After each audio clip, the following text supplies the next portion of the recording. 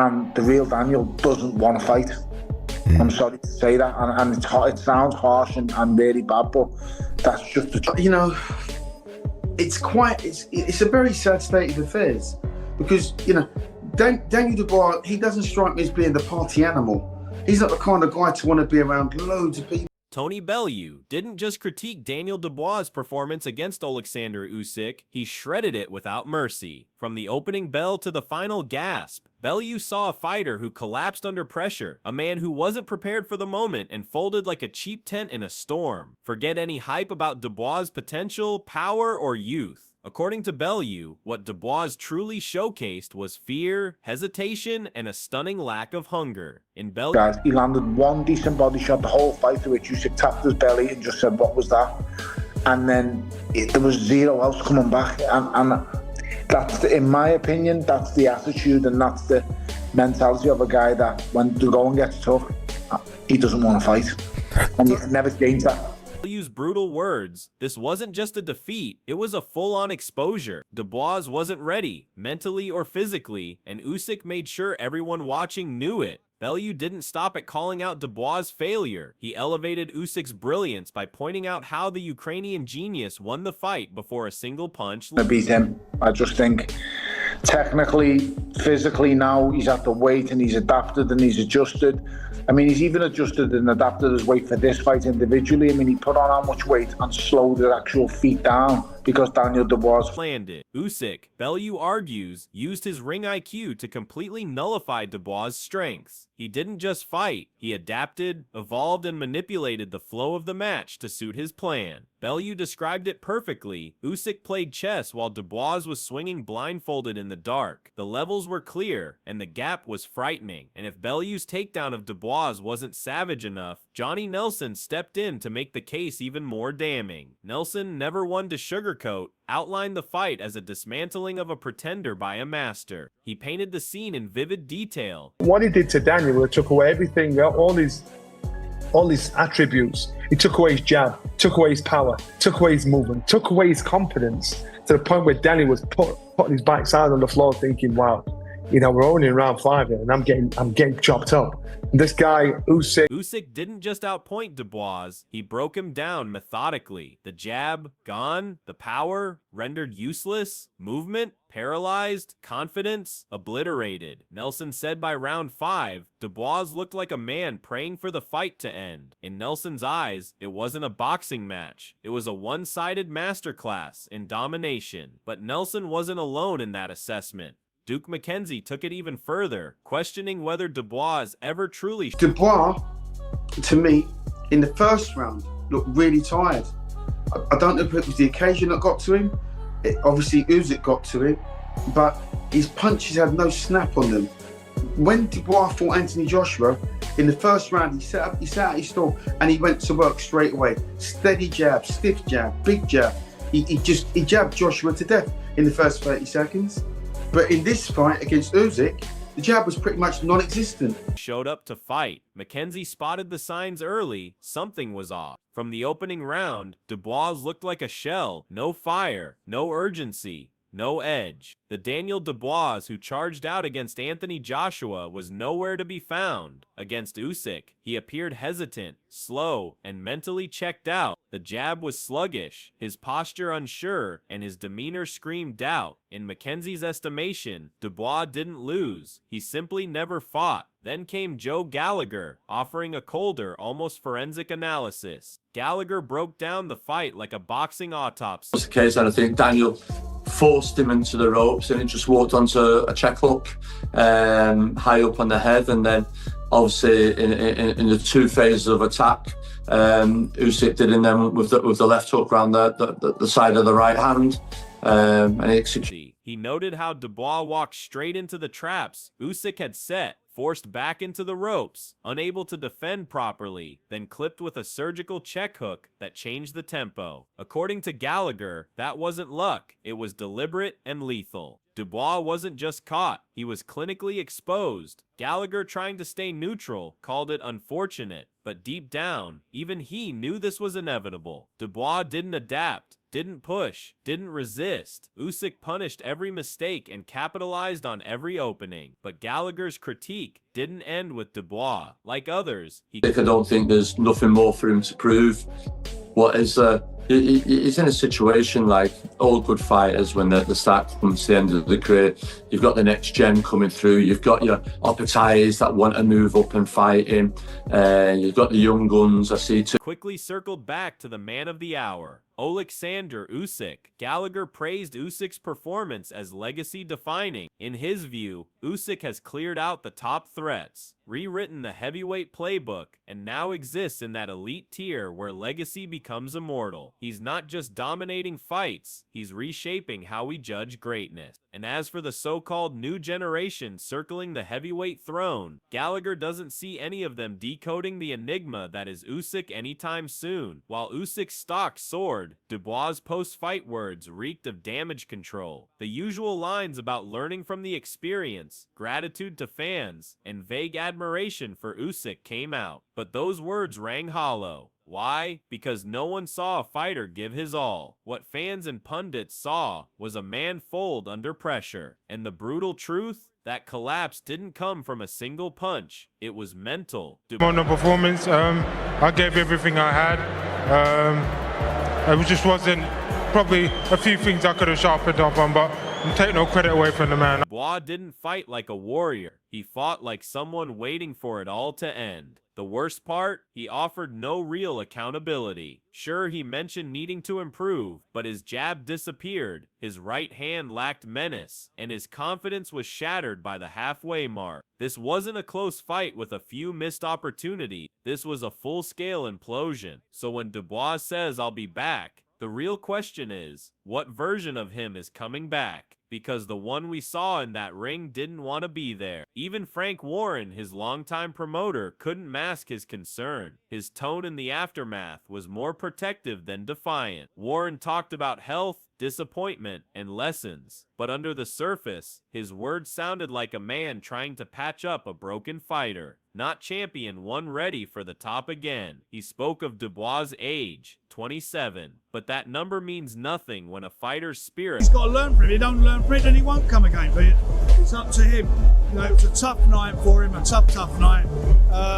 Is he okay, like, health-wise? He's obviously very, very disappointed. But in terms of, that was brutal, that knockout, Frank. Is he okay? He got up, he got up at 10. He weren't brutal, he weren't poleaxed. It looks broken. Youth can heal the body, but it doesn't always mend the psyche. Warren looked and sounded like a man who wasn't fully convinced Dubois had what it takes to bounce back at the elite level. In fact, his remarks sounded like a last-ditch attempt to protect an investment. And that brings up the uncomfortable truth. Boxing fans are beginning to accept. Maybe we've already seen the best Dubois had to offer. Maybe this is his ceiling, a decent contender but not built for true championship warfare. He might have power, a decent jab when it's clicking, and physical presence. But when the pressure rises, he folds. That's not what greatness is made of. Meanwhile, Usyk emerged from the war with his brilliance shining brighter than ever. After months of grinding training in isolation, living with 14 men in one house for over 90 days without seeing family, he finally spoke after another masterclass. But he didn't boast. He didn't gloat. He showed humility and resolve. That's what I wanna rest. I cannot say who my next opponent today, because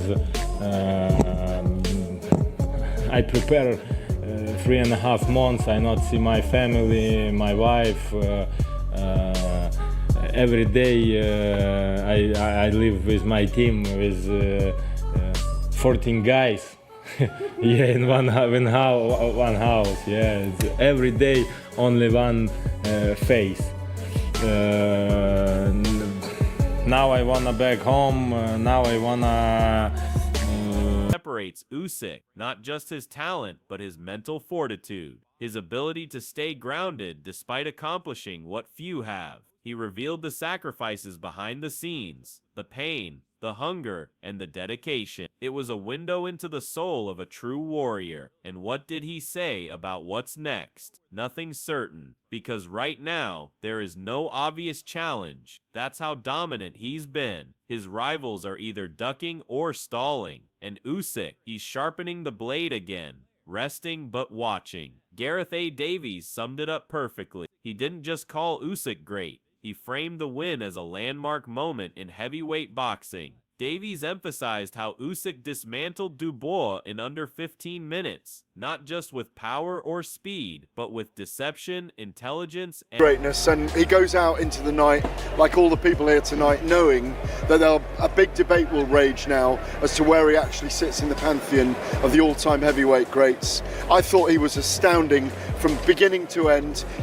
He discombobulated, he mesmerized, he'd used his magician skills against Daniel Dubois, and it took him under 15 minutes. He was brilliant from first to the last. And angles. He compared Usyk's artistry to historical greats, suggesting that what Ali did with flair, Usyk does with finesse. What Lennox Lewis did with brute force, Usyk does with IQ. In Gareth's eyes, Usyk is not just part of the conversation. He's becoming the conversation. And while Gareth elevated the performance, Derek Chisora cut straight to the bone. Chisora, never one to hold back, didn't mince words. Dubois quit, not figuratively, literally. He called it what it was, a complete collapse. According to Chisora, everything about Dubois' camp, preparation, and execution was flawed. The opportunity was there. The stage was perfect. But Dubois failed to rise. There was no fire, no urgency, no visible game plan, just a heavyweight walking into a storm with no umbrella. Chisora didn't stop with Dubois either. He went for the team. He questioned the trainers, the preparation, and the... Yeah, man, they quit. I don't understand. You know, they were supposed to train him different. They did not. I mean, like, it's big time. It was set for him to win it. You know, it was set for him to win it. You know, when I went to graduate, he said, "How you feel?" You know, Don Charles goes to me, "Oh, go suck your best friend's dick."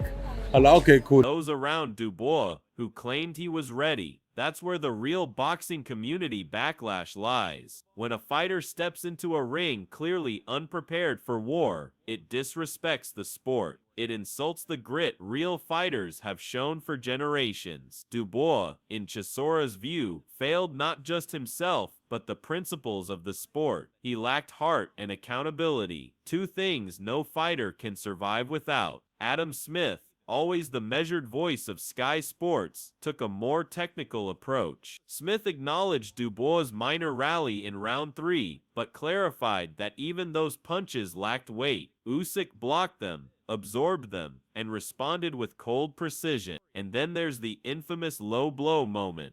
While fans may debate it endlessly, Smith dismissed the controversy by pointing out how Usyk barely flinched. He took the moment in stride and returned to work, while Dubois used it as an excuse. That, Smith noted, is the difference between champions and contenders. Smith also dissected Dubois' over-reliance on the Dubois as well at the end of the second round. I thought Daniel did really well in the third round actually to come back and landed a few right hands, but they were sort of partially blocked. Usyk never really gets hit flush.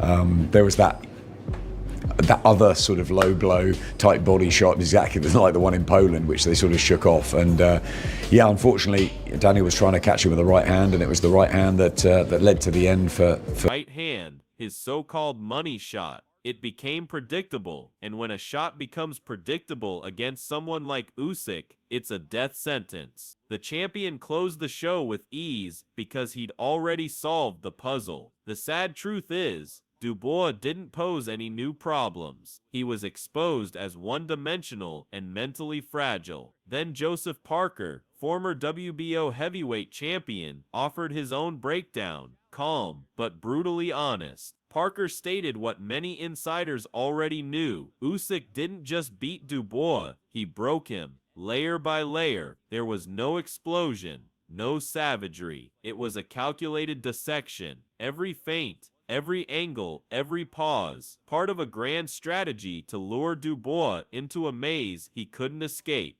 Parker marveled at the discipline and control Usyk showed, noting that Dubois fell for every I know that he broke him down, right? He broke him down, he was patient. Daniel Dubois did, for me, looked better. Like landed some good shots in the beginning, it was going back and forth. And he got Usyk's attention, but he was patient.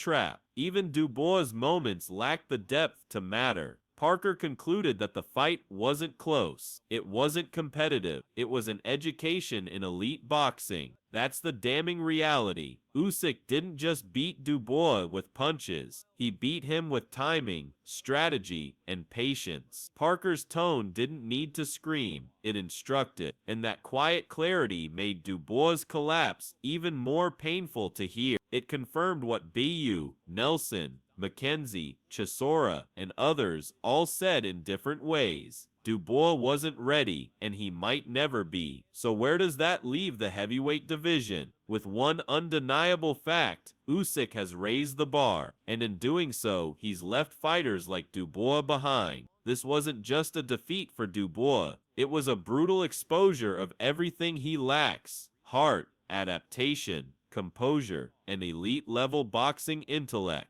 As for Dubois' future, every move he makes from here will be judged against this night. Every jab, every comeback quote, every promotional line will be shadowed by what the world saw him unravel under pressure. Fans are no longer wondering if he can win again. They're wondering if he even belongs at this level. Usyk, on the other hand, continues his march toward legend status, calm, disciplined, and lethal. And somewhere behind the scenes, he's preparing for whoever dares step into the storm next. The question now is simple. Do you still believe in Dubois' comeback, or has Usyk permanently slammed that door shut?